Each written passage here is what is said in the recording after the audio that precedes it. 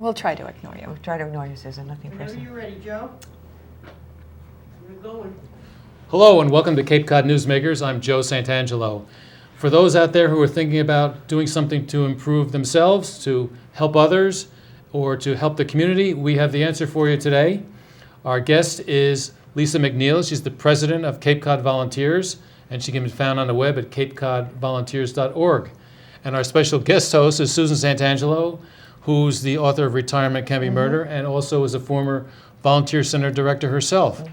So Lisa, tell us, what does Cape Cod Volunteers do? Well, Cape Cod Volunteers has a mission of matching people with meaningful volunteer opportunities. And we put an emphasis on meaningful because we want the person to find the right opportunity for them. And meaningful can be different for everyone.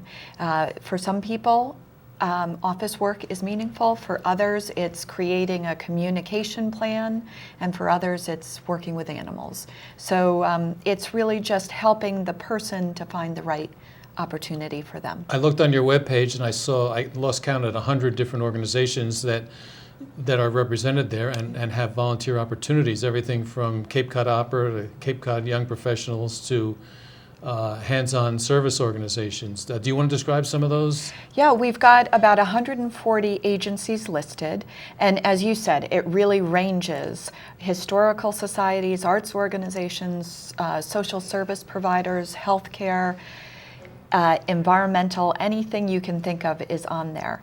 Now, I will say there are a lot more agencies on the Cape. There are at least 900 nonprofit organizations on the Cape. So there's a lot more that can be out there that people can tap into.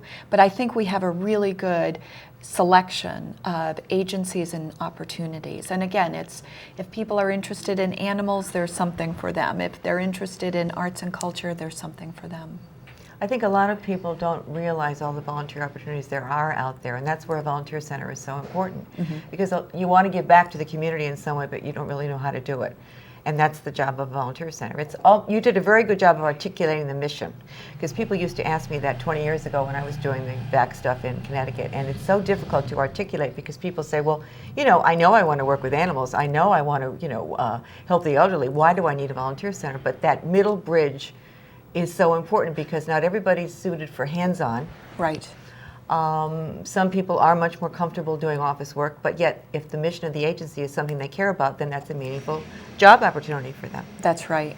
And we have the website, which I think is fairly easy to use. People can find what they need. But then we also have what we call Opportunity Center hours. And on Thursday mornings, we're in Harwich at Harwich Community Center.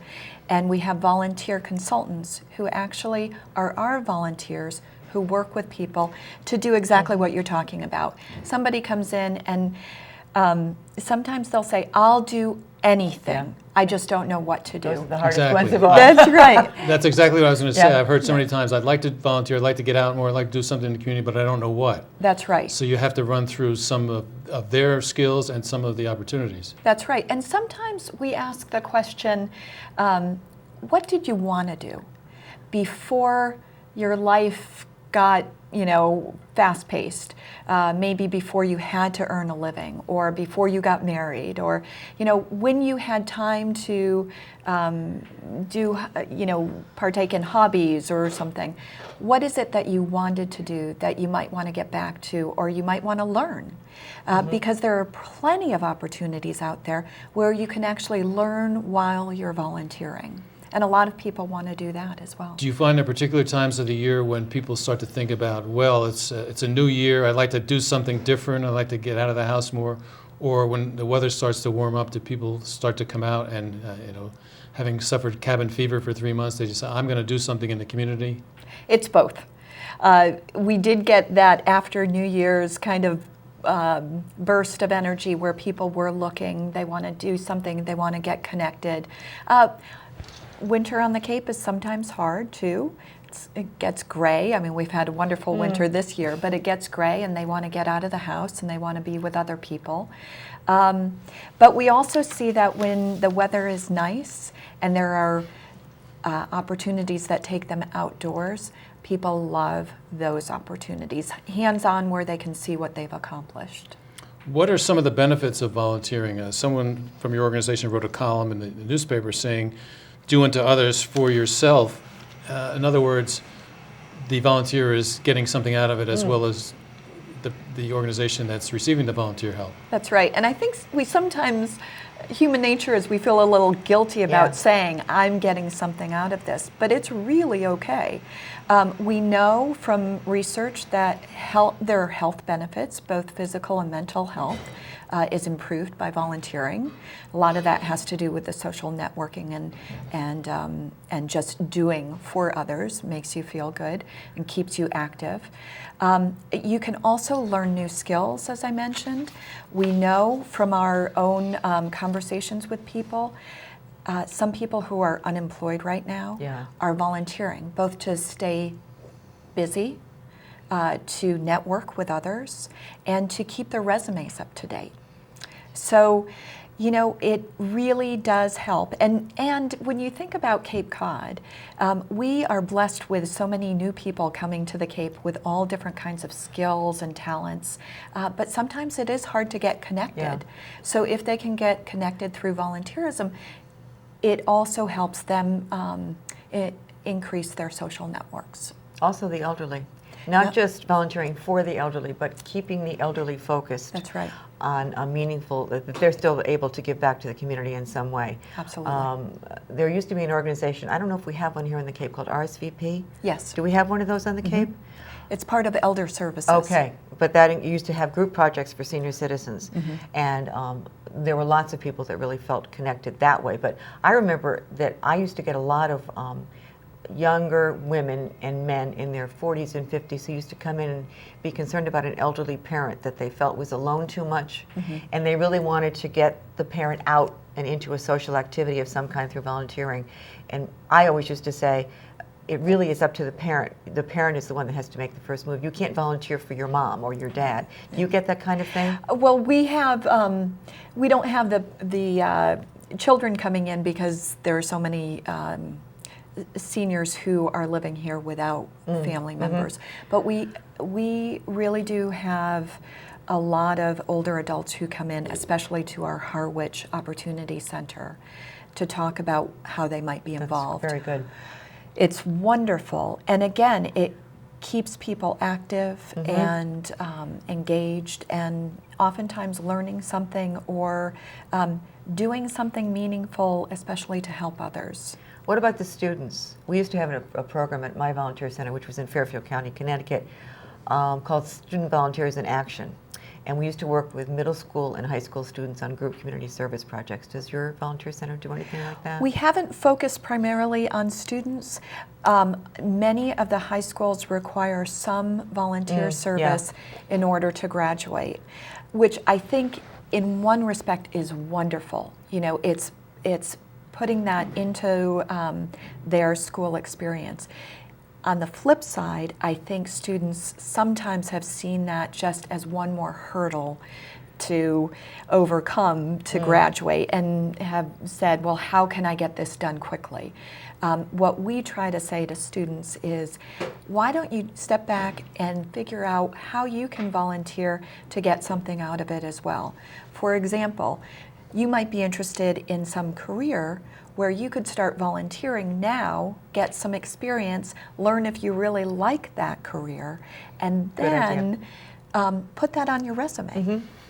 We're speaking with Susan. We're speaking with Susan Santangelo, our special guest host, and our guest Lisa McNeill, president of Cape Cod Volunteers, and we're talking about how people can help themselves, help others, and help the community at the same time. Would you like to give your website and your phone number? The website is www.capecodvolunteers.org, and our phone number is 508-362-0242. And how what happens when somebody contacts you? Do you actually do an interview, or they just they self-select something on the web that they might be interested in? Well, people can come to us in a variety of ways. Anyone can use the website. Again, I think it's fairly easy to use, and there are about 225 opportunities listed on there. So they can do that. They can do that on their own. People also call our office. We can walk them through it. We can help them find opportunities, and then they can come to the Harwich Opportunity Center and really get more hands-on. And I will say again, even though we have over 200 opportunities listed, over 140 organizations listed, there are many opportunities that are not listed. And if they call or come into the Harwich Center, there may be things that we can think of that might not be listed on the website.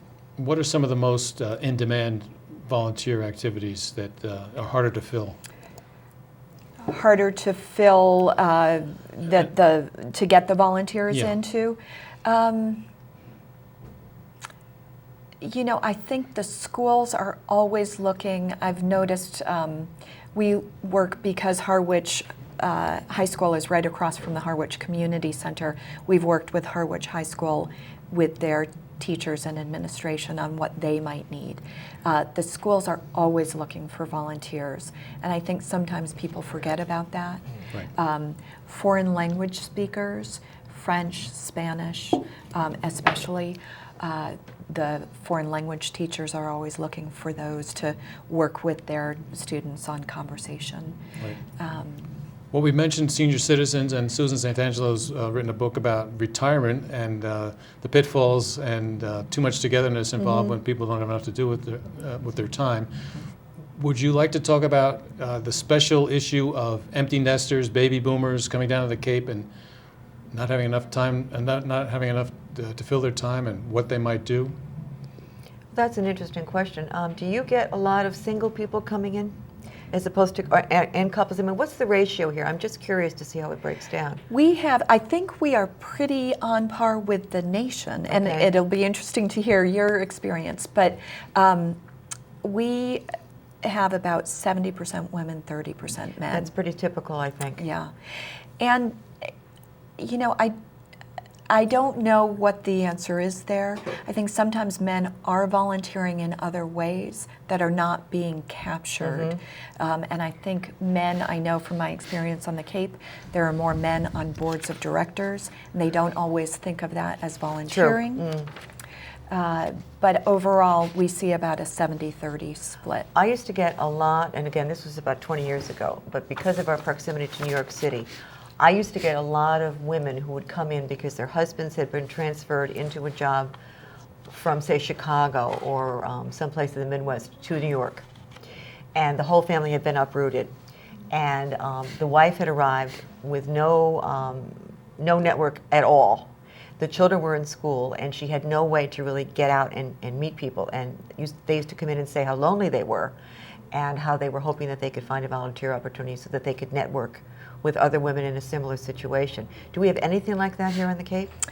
Well, that's so interesting, because what I hear from men in general is, my wife had the opportunity to volunteer, and I didn't have that opportunity because I was busy, you know, for the couples that, you know, the man was working and the woman was not. So before they came to the Cape, the women were volunteering. The women were volunteering. So I find that women come in and say, this is what I did in the past. Are there opportunities like that here? Because I really enjoyed it. Whereas the men are saying, I didn't have that opportunity, so now I want to take a little bit of time and figure out what it is that I want to do.